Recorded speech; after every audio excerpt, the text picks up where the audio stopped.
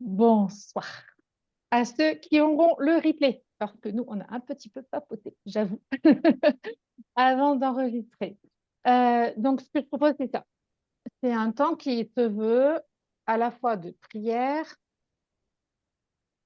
de méditation.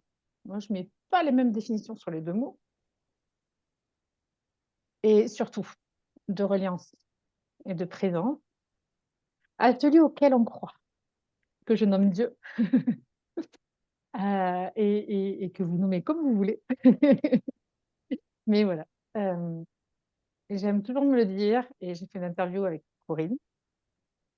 Euh, mais maintenant, à chaque fois que je reçois quelqu'un à mon trésor de lumière, c'est ça, c'est de me dire, là où deux ou trois sont réunis, je suis au milieu d'eux.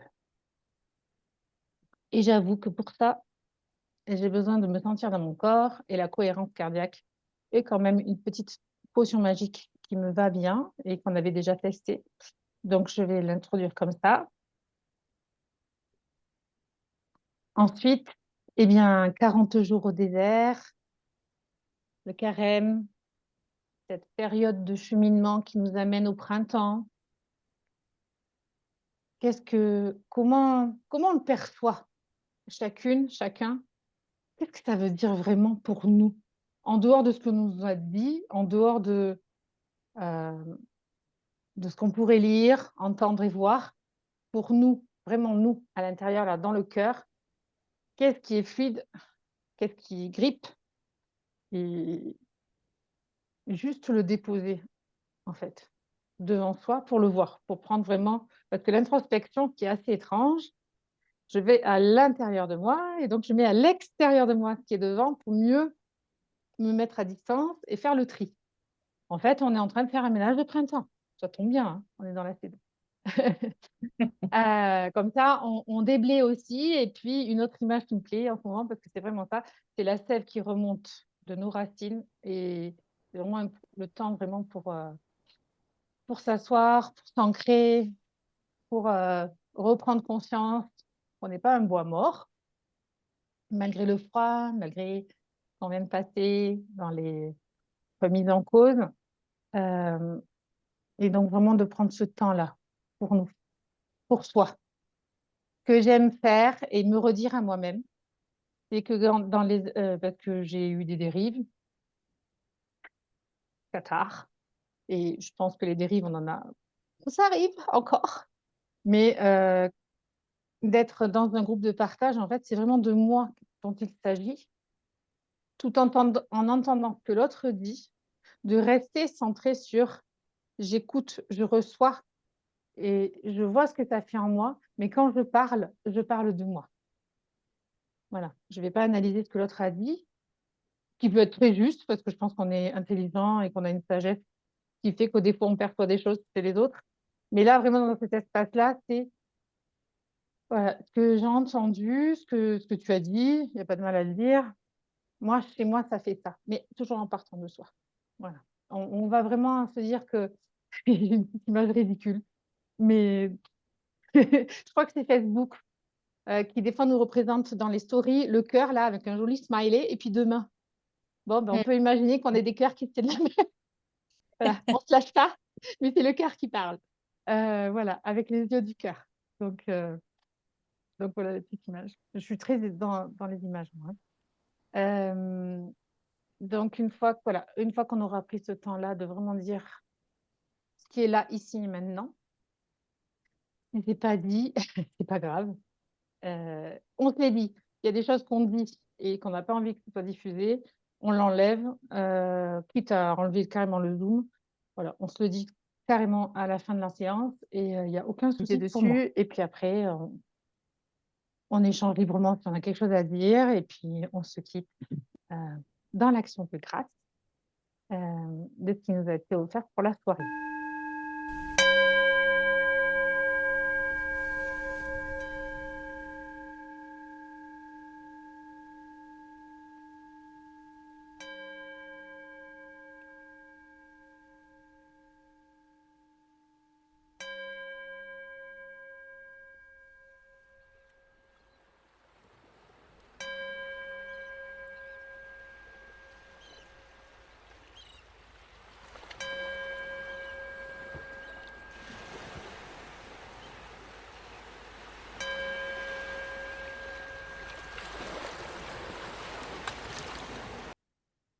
J'aime bien cette version parce qu'elle nous inclut aussi dans les éléments.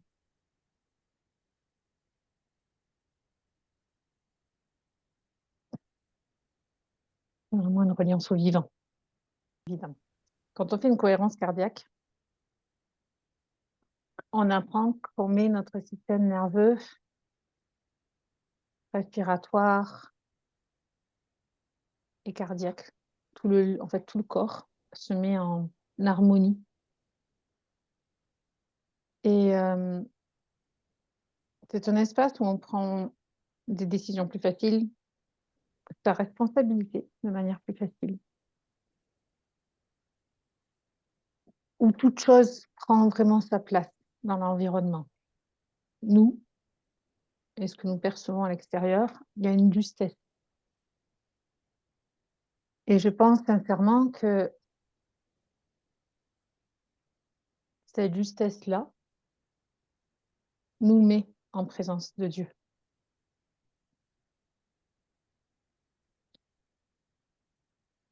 Et cette justesse-là, elle n'est pas faite pour être figée, pour être statique. Normalement, cet espace de sécurité intérieure, ce lien avec nous-mêmes qui est en paix, aide à être en relation et être relation. D'ailleurs, j'aime bien parce que Lisa, il y a ton chat, mais eux, voilà, ils ont une fréquence qui fait que l'animal, dans son ventral vagal, ce système nerveux apaisé en mode vie, en fait, il l'a régulièrement et on est appelé à le vivre et à le vivre en mouvement, en action, au repos, au repli. C'est pas parce qu'on est dans un système nerveux en sécurité euh, qu'on ne doit plus rien faire. Et c'est vrai que quand on parle de la prière, de la méditation, qui nous mettent dans un état de paix et de sérénité, souvent on a l'image de celui qui est en forme de Bouddha, qui ne bouge plus, euh, qui ne respire plus, au cas où il y a une mouche, oups, il ne faut pas de bruit, il ne faut pas être dérangé. Donc voilà, moi j'aime bien, on revient à l'humain en fait, qui n'enlève pas la beauté de la prière, de l'exclusion du monde, mais nous, on n'a pas choisi cette vie-là. En tout cas, aujourd'hui, au moment où je vous parle, on a une vie sociale, relationnelle, un couple, des enfants, un travail, des relations sociales, réseaux sociaux, une paroisse, ou peut-être pas une paroisse. Et pour moi, un des fondamentaux, c'est que si je crois en Dieu, l'amour, c'est parce qu'il y a une due relation. L'amour est relation. Relation vis-à-vis de moi, c'est une relation. De moi à moi, c'est une relation. Relation aux autres, relation à Dieu et relation à tout ce qui est vivant et ce qui ne l'est pas. Relation à ma tasse ou à mon téléphone. Toutes les relations et la vie est mouvement. Et je trouve que c'est intéressant parfois de revenir à la relation que nous avons à des notions. Les personnes qui sont sur le groupe et les personnes que je côtoie ont toutes en commun une histoire avec la foi chrétienne. Une implication plus ou moins engagée, une implication sensible, certainement, parce que moi je fais partie des hypersensibles. Une implication qui joue aussi de l'ordre de l'intelligence. Si on est là, et j'avoue que ouais, dans ce groupe, je n'accepterai pas si ce ne sont pas des personnes qui, à un moment donné, se disent que oui, il faut jouer de sa responsabilité et de son intelligence pour évoluer sur un chemin de vie spirituelle. 40 jours, pour les chrétiens, ça a commencé mercredi. J'en ai eu déjà des choses à lire et entendre sur le carême des chrétiens. Malheureusement pour moi, et heureusement, justement, je pense aussi, parce que l'un ne va pas sans l'autre, un renvoi permanent vers une certaine vision, image de ce qu'est le carême. Et si j'en suis là aujourd'hui, c'est parce que je me rends compte que je suis encore imprégnée beaucoup par une certaine image du carême. Mais avant de vous dire quelle est cette perception que j'en ai et qui est aussi dans mes conversations de moi à moi-même avec ChatGPT, j'avais envie en fait et j'avais besoin, l'opportunité de vous écouter sur votre propre chemin de cette relation, voilà, à la notion de carême. Heu, Dans l'aujourd'hui. Alors on est d'accord, l'aujourd'hui, c'est en fonction du parcours que vous avez fait hier, hein. Mmh mh. Mais qu'est-ce qui vous reste qu'est-ce qui vous reste qui est agréable et qui vous nourrit? Et qu'est-ce qui vous reste où vous avez l'impression que c'est plutôt un fardeau? Voilà, je trouve que c'est intéressant d'aller voir les 2.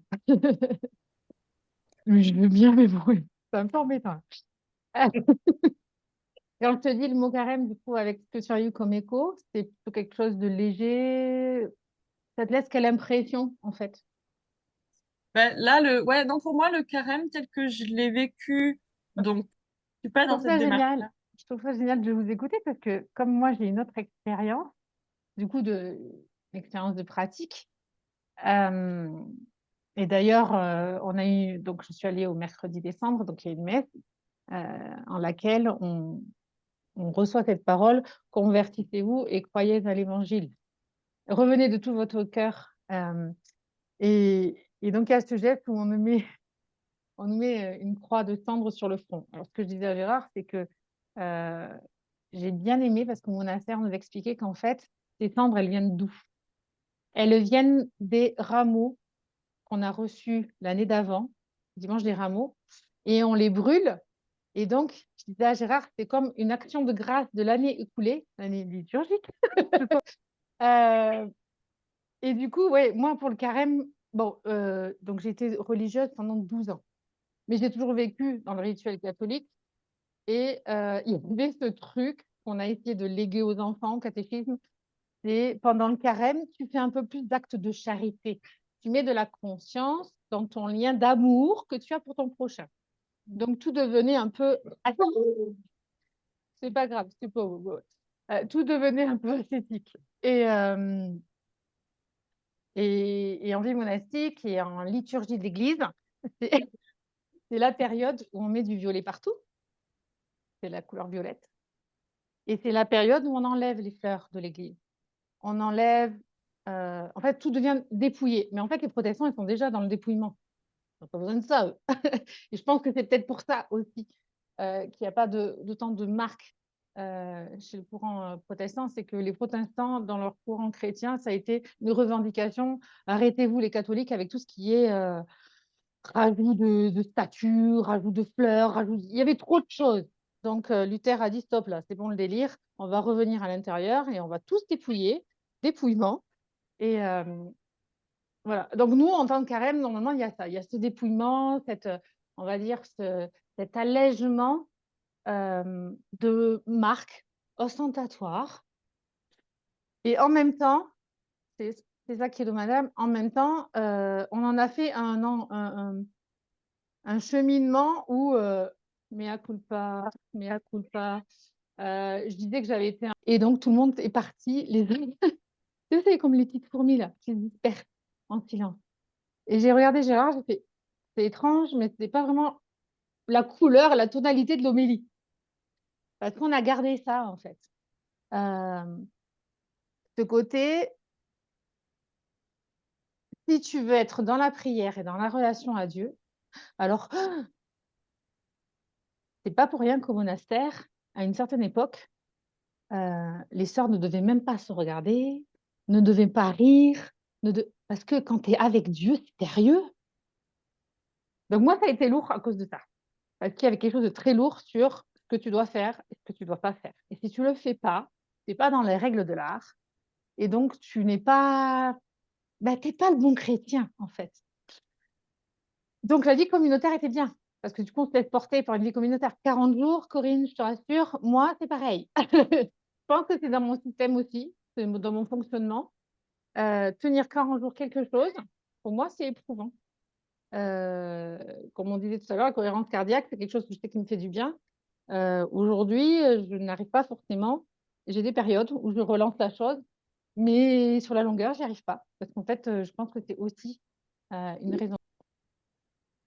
Alors, c'est l'évangile de selon saint Matthieu. Donc, oui. Au verset 14 et 15, voilà ce qui nous est dit. En ce temps-là, les disciples de Jean le Baptiste s'approchèrent de Jésus en disant: Pourquoi, alors que nous et les pharisiens, nous jeûnons, tes disciples ne jeûnent-ils pas? Jésus leur répondit: Les invités de la noce pourraient-ils donc être en deuil pendant le temps où l'époux est avec eux? Mais des jours viendront où l'époux leur sera enlevé, alors ils jeûneront. J'ai pris le plus court. Ce que je trouve intéressant, c'est vraiment ce rapport que l'on a aux choses depuis l'extérieur.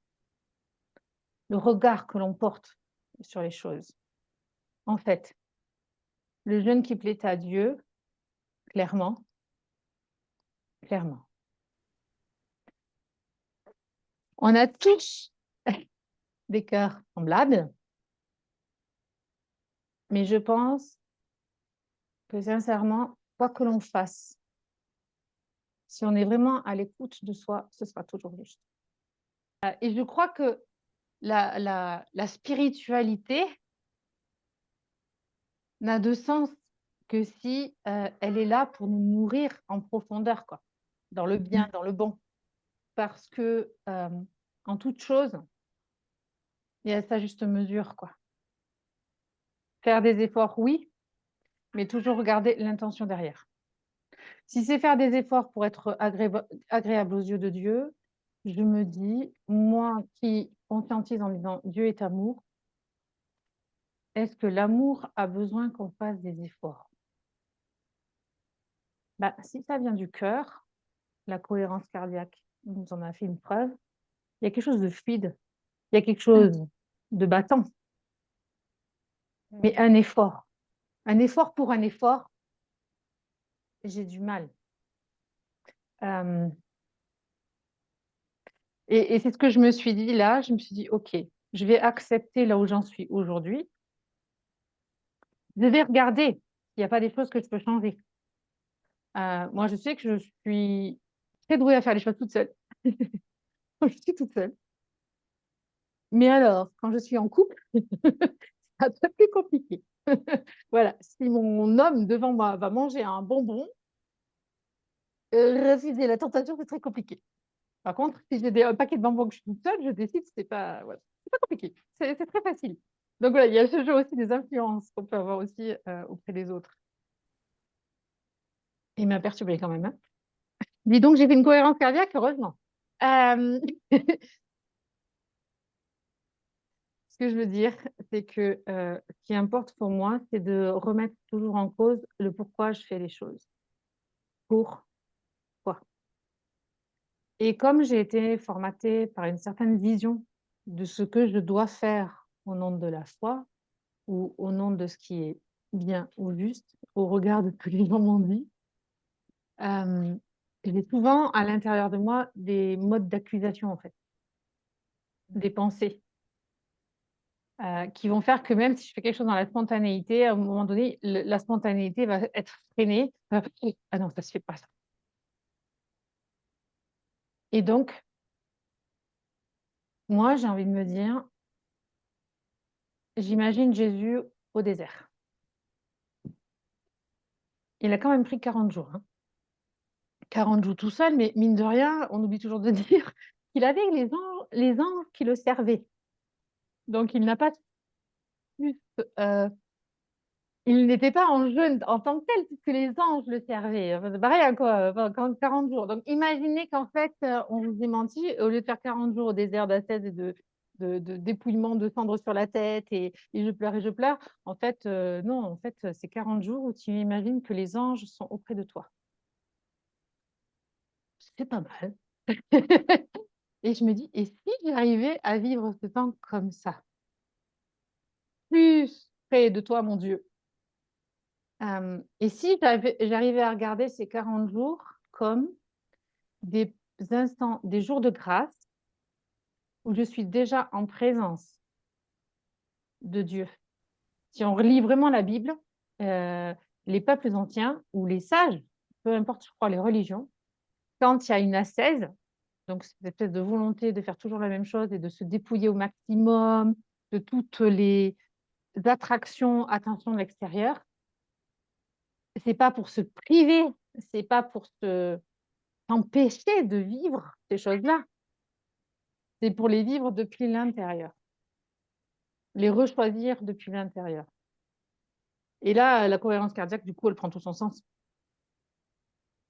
Quand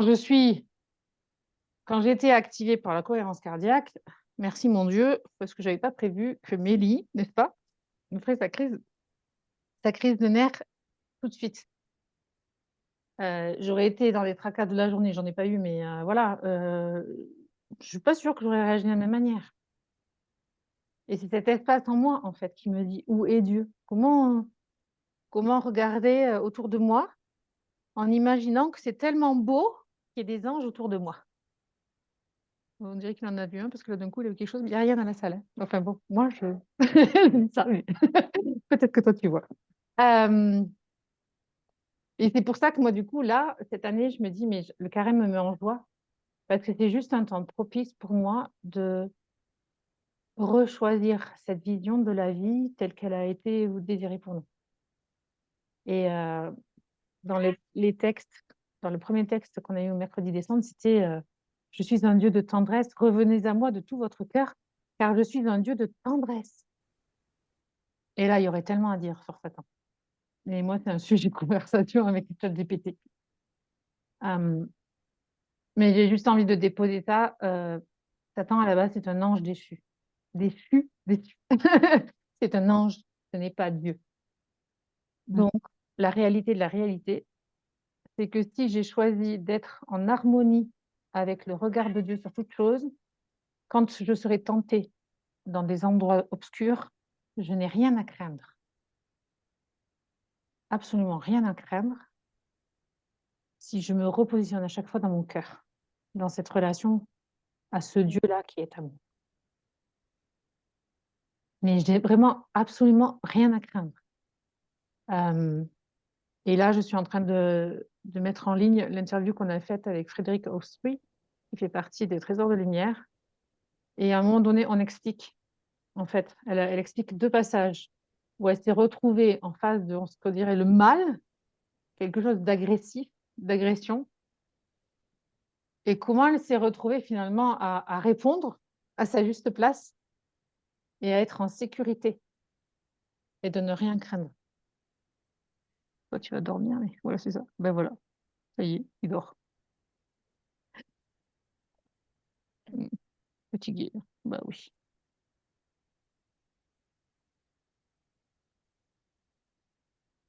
Ouais, non, pas de réflexion particulière. En tout cas, c'est j'aime t'écouter. Ouf. Euh, C'est non, c'est beau en fait. Et je pense que revenir à ce que j'ai dit, eh ben, sincèrement, ça se vit ensemble. Parce que justement, on est sollicité tout le temps. Moi, je le vois hein, avec les invitations que je fais sur ces temps-là. C'était déjà prégnant l'année dernière. Une dizaine de personnes. On se donne un rendez-vous. À la fin, on est 3. Mais je sais que c'est pas, j'allais dire, c'est pas de notre volonté. C'est là le mot volonté que tu disais tout à l'heure, quoi. Ouais, ouais.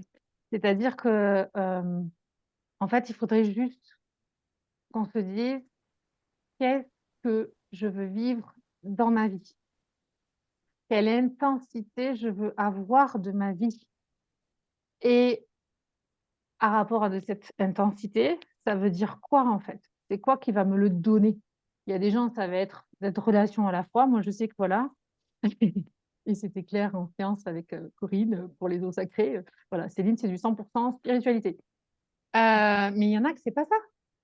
Il faut juste être en reconnaissance de mon cœur, en fait, il a besoin de quoi pour battre, pour être vivant. Et ça, on est obligé de se poser à un moment donné, hein. On est obligé de prendre du recul, on est obligé de s'observer. Et pour s'observer, c'est de la contemplation, il faut, oups, m'arrête. J'écoute. Plus souvent, c'est j'écoute ce que j'ai dans la tête. Qu'est-ce qui se passe? Là, comment je vois le monde? Waouh, c'est un monde de guerre avec des histoires. Et je sens que je vois tout sombre et je sens qu'il n'y a plus rien de beau. Attends, ça, c'est aussi ton système nerveux, là. Qu'est-ce que tu lui as donné à manger pour que tu ne vois que le monde en noir? Peut-être c'est une petite séance de cohérence cardiaque. C'est pas obligé de prier, hein, mais une séance de cohérence cardiaque, là, au niveau biologie, ça aide à remonter un peu. Donc, ça n'impose pas. Mon discours n'impose pas de dire, OK, je mets Dieu au centre. Pour moi, il l'est déjà. Et c'est comment moi je gravite autour de ce centre. Quelle est ma relation juste en tant qu'électron ou en tant qu'atome autour de cette énergie-là, en fait. Qu'est-ce qu'elle veut, cette énergie, pour moi? Pour que je prenne ma place et que je circule comme il faut. Et voilà, ça peut être des activités artistiques, ça peut être rester tout seul chez soi pendant ce temps-là, ou au contraire, aller voir du monde. Du moment que ça résonne en nous, du moment que ça vibre de là. Ça me parle là, tout ce que tu dis aussi. Euh,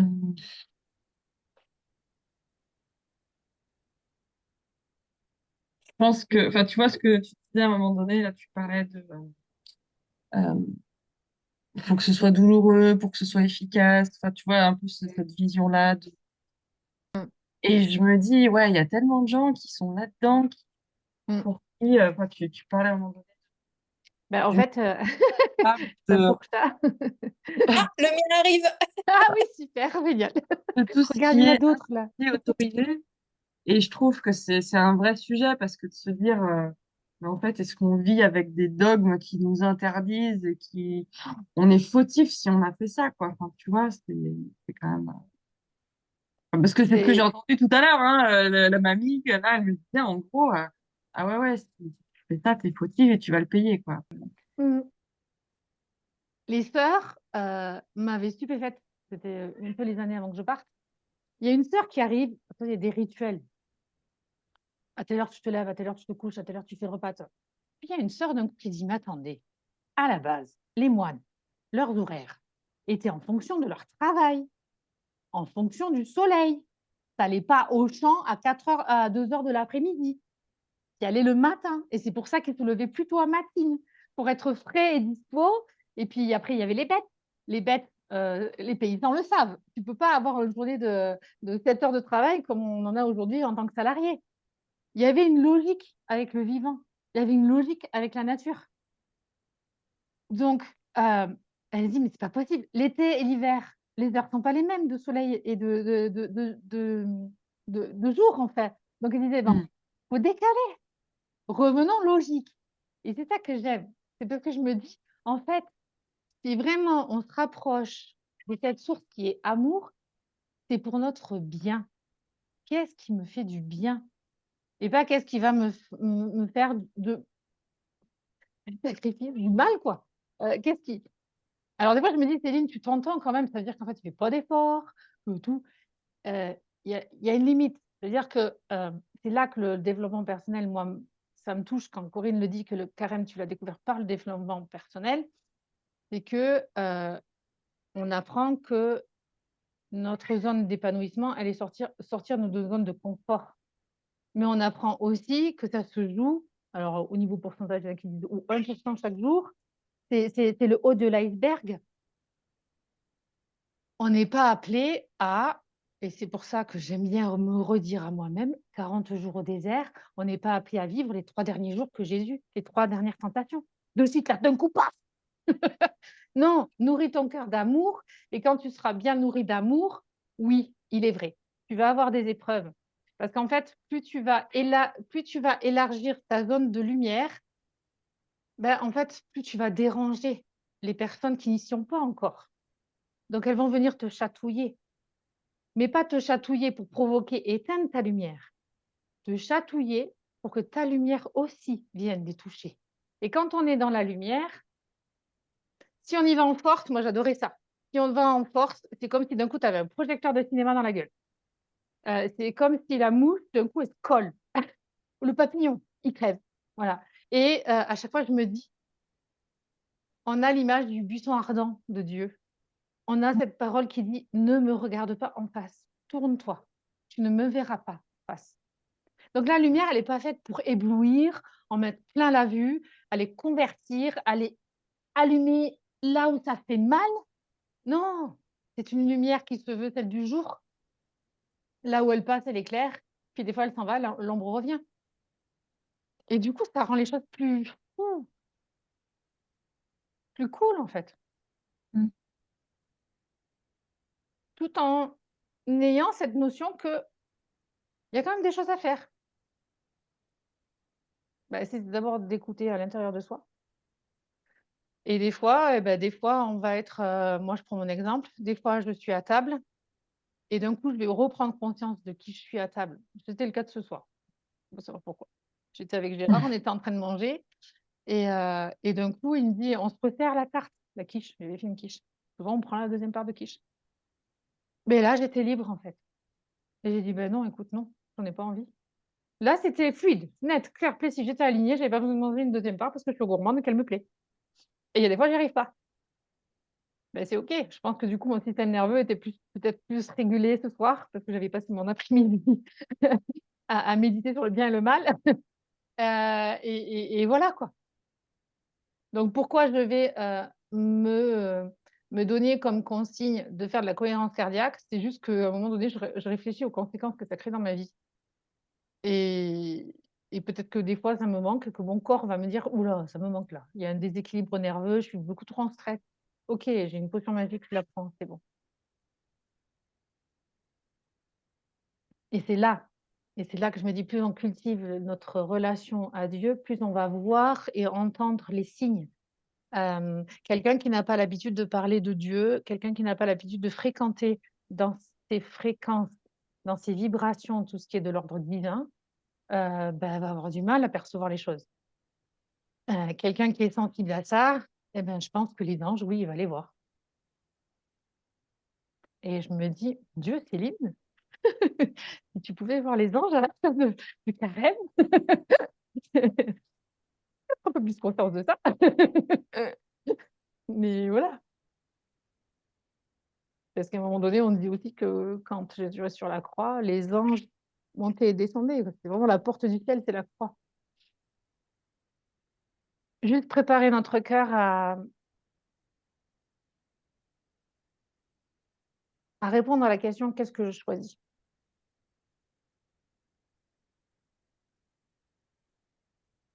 Ou trouver la question, parce que ça j'y crois aussi, trouver la bonne question qui va orienter mon intention, pendant ces jours-ci qui me sont proposés comme des jours de carême.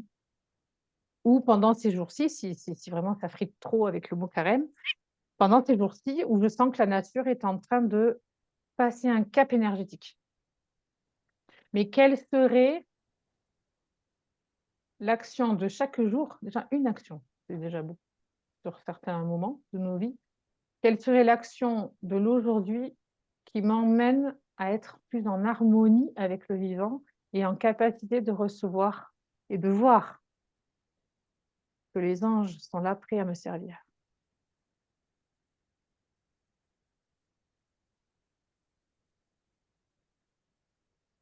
Je suis en train de me dire: «Mais ouh, du tout sur ça toi!»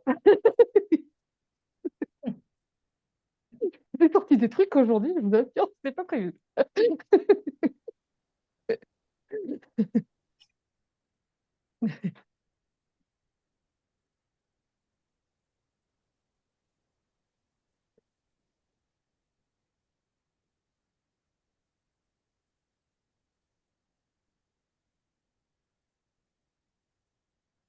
C'est ça que j'aime bien aussi avec la foi, quand on est vraiment, mais là, je sais pas vous, hein, comment vous le sentez, mais c'est clair, quoi. On n'est pas que toutes les 3. C'est clair et net depuis le début, on n'est pas que toutes les 3. On ne l'est jamais que toutes les 3, mais là, on va dire que j'ai plus confiance encore que cette rencontre, elle est vraiment guidée et je crois que je suis étonnamment surprise, en fait, sur ce que je vous ai dit. Parce que je reprends tout ce que j'avais préparé. Il n'y avait pas cet accent particulier sur Jésus servi avec les anges au désert. Et c'est là que je trouve que c'est merveilleux, parce que du coup, on est en capacité de s'ouvrir, en fait. Vas-y, Seigneur, parle. Voilà. Et du coup, merci. Parce que merci d'avoir accepté cet espace où vous pouvez parler depuis vous. Merci, Corinne, d'avoir dit, d'avoir partagé. Merci aussi à toi, Lisa. Parce que je crois qu'on ne peut pas se rendre compte avant de le vivre de ce que peut créer une rencontre partage avec cette intensité-là.